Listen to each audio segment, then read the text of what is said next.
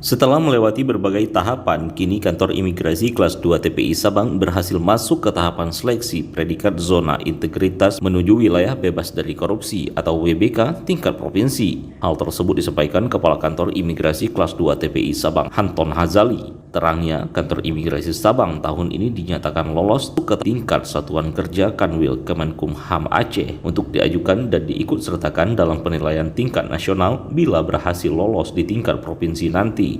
Pada tahun ini, tahun 2022, sekali lagi kantor imigrasi kelas 2 TPI Sabang ikut kontestasi dalam rangka pembangunan zona integritas. Kami telah mengikuti salah satu tahap, yaitu desk evaluation oleh tim TPI dari Inspektorat Jenderal Kementerian Hukum dan HAM.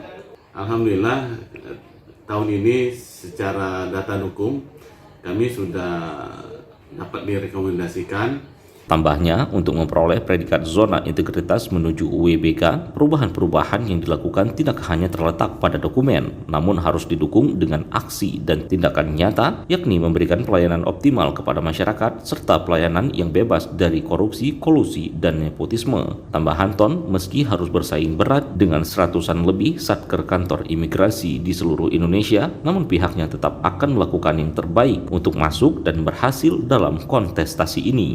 Kita berusaha semaksimal mungkin, tapi kemarin dijelaskan oleh tim TPI bahwa untuk tahun ini yang kita hanya dapat 25 kuota. Kalau satker kami ya lebih dari 850, memang berat, tapi ya kita berdoa saja dan bekerja semaksimal mungkin.